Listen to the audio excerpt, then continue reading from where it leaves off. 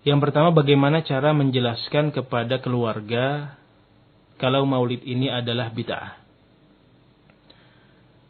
Ikhwati fillah yara'akumullah. Cara menjelaskannya secara ringkas adalah dengan dua metode. Metode yang pertama adalah hikmah, dan metode yang kedua adalah adamul isti'jal.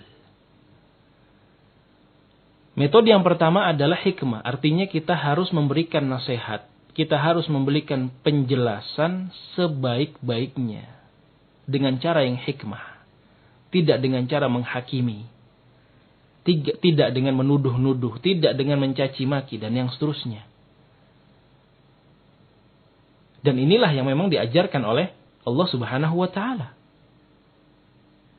Bahkan sosok Fir'aun yang kita tahu bagaimana kejahatan, kebengisan, kefajiran yang ada di sisinya, tetap didakwahi oleh utusan Allah Jalla wa'ala, Nabi Allah Musa dengan Nabi Allah Harun, berdasarkan perintah dari Allah Jalla wa'ala dengan qaulan layyina, ucapan yang halus, ucapan yang lembut. Artinya apa? Hikmah. Ini orang yang paling jahat di muka bumi, yang sampai-sampai jasadnya masih dilestarikan, diabadikan oleh Allah Jalla wa'ala agar manusia bisa mengambil ibrah. Apalagi mungkin orang tua kita, kerabat kita, tetangga kita, dan yang seterusnya. Maka cara hikmah ini adalah cara yang terbaik, yang masing-masingnya seorang akan mengetahui bagaimana hikmah yang ada di sisi keluarganya misalkan. Karena keluarga satu dengan keluarga yang lainnya berbeda.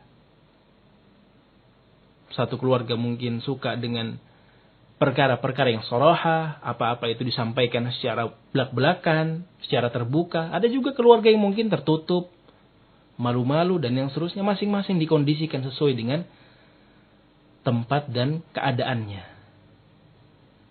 Situasi dan kondisinya harus diperhatikan. Kuncinya adalah hikmah. Ini metode yang pertama. Adapun metode yang kedua adalah adamul isti'jal, tidak terburu-buru.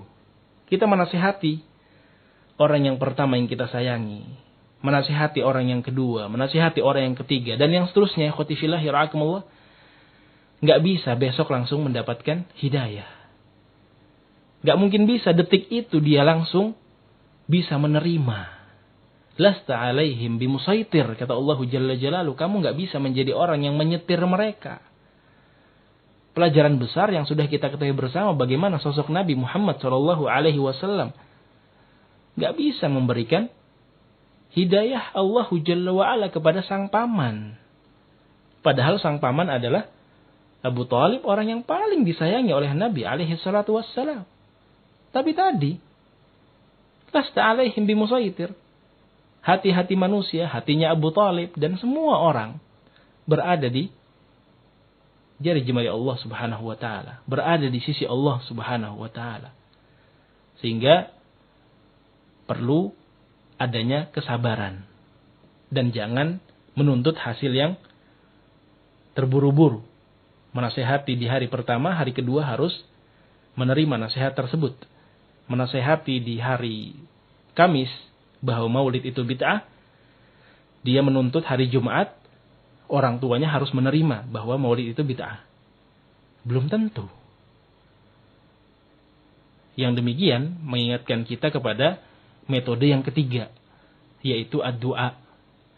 Pentingnya untuk kita berdoa untuk kebaikan mereka. Karena pengaruh doa itu adalah pengaruh yang luar biasa. Jangan sampai kita meremehkan ad-du'a. Ikhwati fillah yara'akumullah, karena itu adalah bahagian dari silahuna.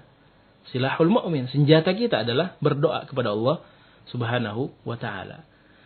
Sehingga cara menjelaskannya dengan 3 cara tersebut. Yang pertama, haruslah dengan cara hikmah. Yang kedua, jangan terburu-buru menuntut hasil. Dan yang ketiga, mendoakan kebaikan agar mendapatkan hidayah dari Allah Subhanahu wa ta'ala. Wallahu ta'ala a'lamu bis-shawab.